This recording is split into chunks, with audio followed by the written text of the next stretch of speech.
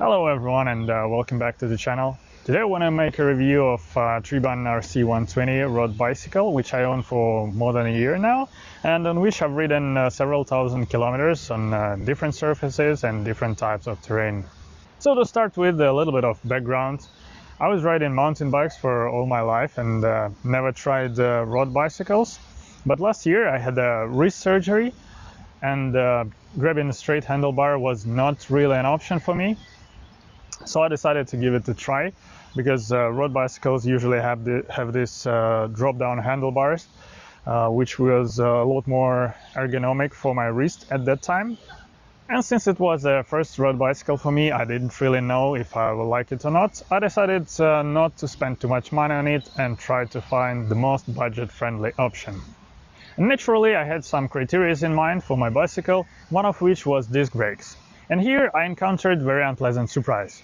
For road bicycles, disc brakes, especially hydraulic ones, cost significantly more than for mountain bikes. And so consequently, road bicycles with disc brakes, even with mechanical ones, usually start from 1000 euro. So I decided to check some more budget-friendly options from Decathlon. I watched quite a few reviews, and comparing them with similar offers in terms of components, I realized that the value for money of Triban was practically unmatched. So first thing I did, I tried to ride the bike inside the store. Also tried slightly higher models also with the mechanical disc brakes, but with the hydraulic actuators. But I didn't notice any significant difference in terms of braking power.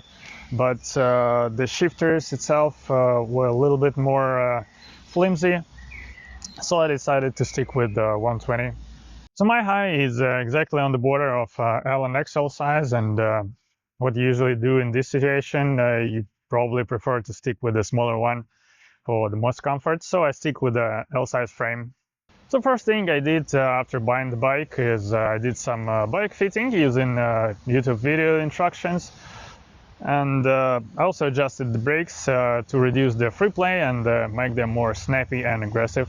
I also changed the stock pedals to the clipless ones.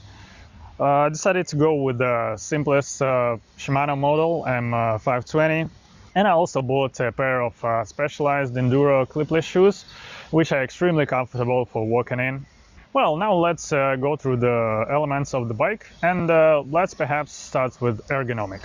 So the stock saddle is quite comfortable for short rides, but after I did several rides of 50 to 150 kilometers, I decided to swap it to try other options and to get more comfort on long distance rides.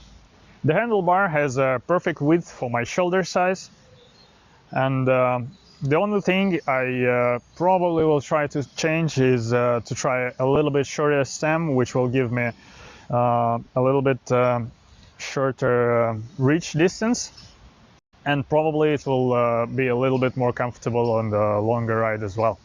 The total weight of the bike is just 11 kilos, and to me, for aluminum frame and especially for this price category, that's a very good number, and I never actually felt that my bike was too heavy.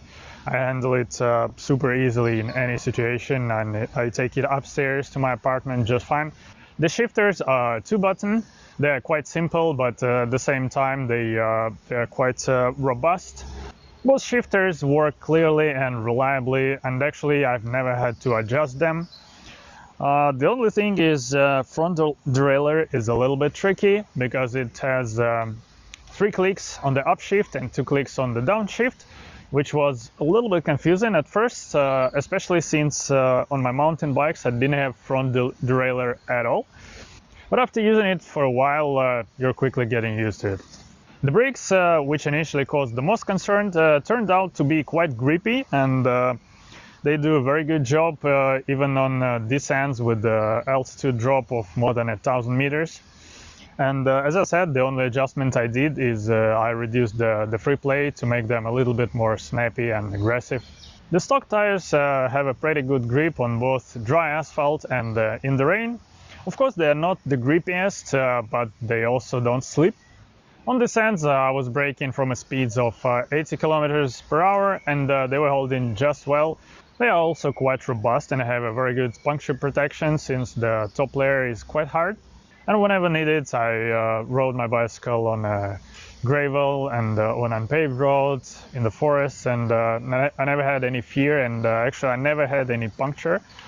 So the downsides are that they are a little bit heavy and the rolling resistance is not the best. But again, if you're not planning to set any speed records, it doesn't really matter that much. The bearings in the hubs are also not the best, but they're quite suitable for beginners. And also I would recommend to check the tightening of the axles, because in my case they were a little bit over tightened, which prevented the wheels from spinning freely. Overall, I'm very happy with this road bicycle and not planning to change it anytime soon. And I can definitely recommend it to everyone who is willing to try the road cycling but don't want to invest too much money into it. If you like this video, hit the like button and subscribe. And don't be shy to ask any questions in the comments down below. And see you next time.